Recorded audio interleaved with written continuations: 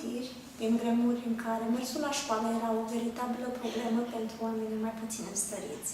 Însă asta nu a împiedicat-o pe Maria Tobor să devină profesor suplinitor. Salut! Sunt Oana Curteza și sunt voluntar în cadrul proiectului My Story.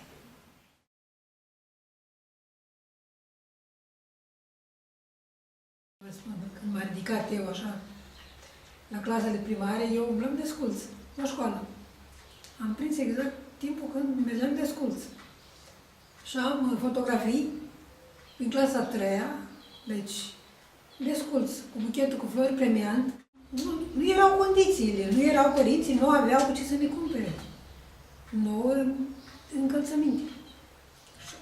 O iarnă umblam cu opinci, ei ne încălțau și ne trimiteau la școală. Cu opincuți. Făceau opinci din alea, tăiau porcii, așa, și știți, cioricul ăla de la porc, cioric se spune la noi, nu știu, pielea porcului, o tăbăceau ei, așa, prin ce metode, nu știu, și ne făceau la fiecare opinci pe măsură. Ca la țară, părinții plecau, la colectivizare, plecau la muncă și trebuia să am, ba, mai aveam frați mai mici, ba, aveam un vițel de crescut, trebuia să-l duc la păscut sau curățenie, acum eram fată și după ce termin toate astea, te duci și te joci. Ai voie. Dacă venim noi seara de la câmp, să găsim. Tare, dacă mai găsim, să găsim curat, copiii să nu plângă de foame sau de ceva ce nu ne lăsa, cum ne lăsa. M-am curat. În timpul meu, eu simțeam că eram fericită în momentul ăla. Eram fericită când mă scotea la tablă domn profesor, doamna profesoară, sau ce știam, îmi punea nota. Eram bucuroasă, fericită, chiar dacă nu aveam lux. Și cum era, eu eram mai aproape de școală și vă spun că în pauză, în recreații, fugeam de la școală, era pauză, recreația 20 de minute, fugeam de acolo de la școală, eram aproape, ca să mănânc. Că nu aveam ce să-mi pună la pachetel. Și la ora 10, tata și cu mama făceau mămăliguța, făceau ceva de mâncare, știa că noi venim în pauză ca să mâncăm. Și plecăm înapoi ca să rezistăm până la ora 1-2. Magazinii erau cu de toate, dar nu erau bani. Nu aveam bani. Și dacă și munceați la câmp cu părinții așa, bine, mai aveți timp să-și mai și învățați după aia? Da,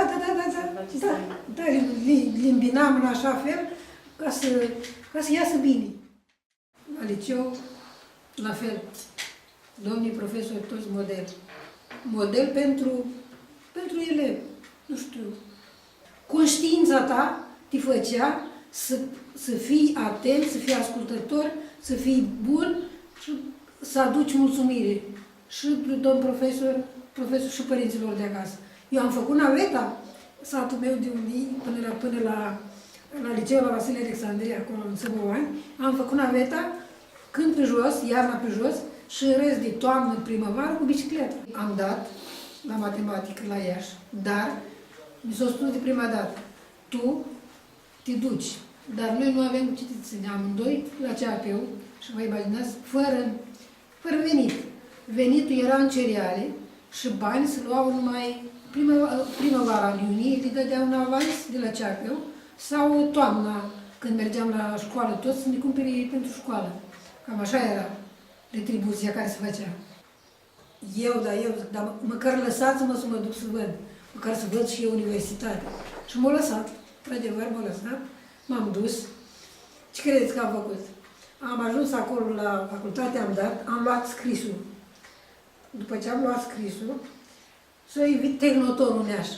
Exact atunci, în momentul ăla. Păi și acolo spuneam la 6 luni de zile o calificare, păi zic, ar merge o calificare la 6 luni de zile, să mă duc eu acolo, după aia poate dă Domnul și îi ajut și pe mine de acasă, dacă ajung salariat sau ceva, să le dau și lor un ban, să fie altcumva. Ce s-a întâmplat? Mă duc la domnul decan să-mi dea dosarul, când trebuia dosar să bag din coace. Nu vreau să-mi dea dosarul. Doamnă, domnișoară, dacă ați luat scrisul, o să luați și oralul și eu nu vă dau dosarul. Vă rog din suflet, din inimă. Nimic, nu vă dau niciun dosar.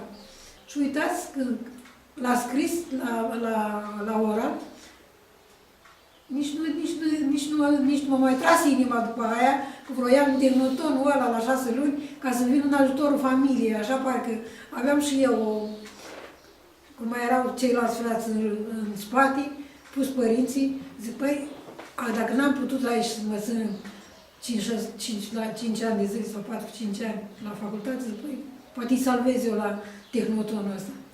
Nu s-a putut, nu mi-a dat dosarul și nu. Am revenit înapoi. Dar, în schimb, am văzut universitatea. Bunicii au făcut și chiar pușcărie. Unde a făcut pușcărie bunicul? Eu, drept sigur să vă spun, nu știu, câteva luni povestea ce vă pot spune de la tata.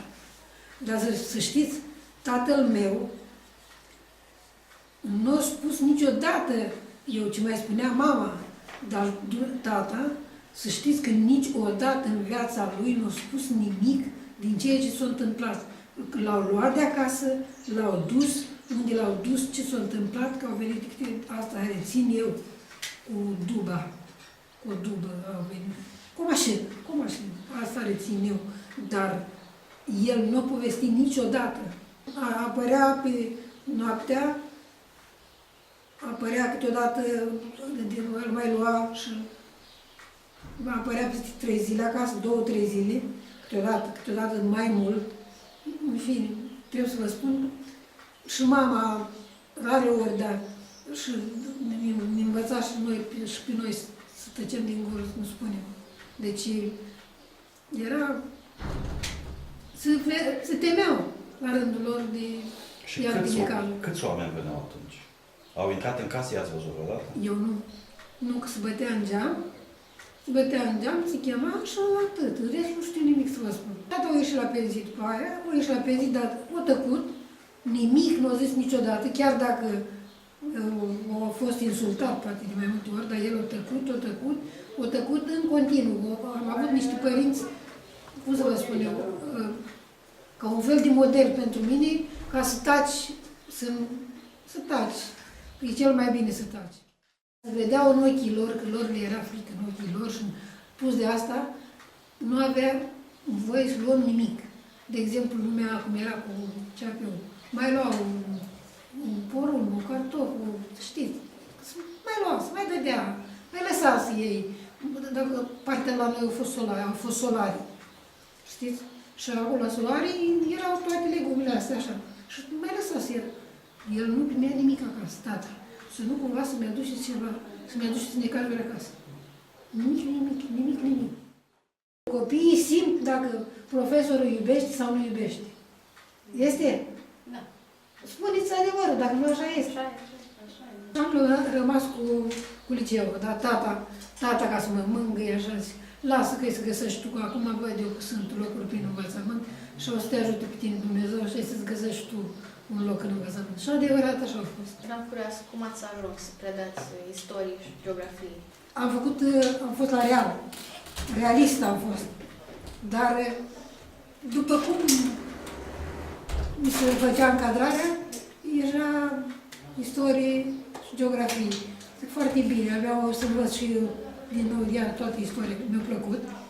Mi-a plăcut într-adevăr. Și geografia într-adevăr. Că eu, așa, de frumos, îi făceam schema, frumos la tablă, frumos, repetam schema, citeam lecturi, tot să dezbăteam, gata. Asta mă apasă pe mine sufletul ce mă doare cel mai mult, familia.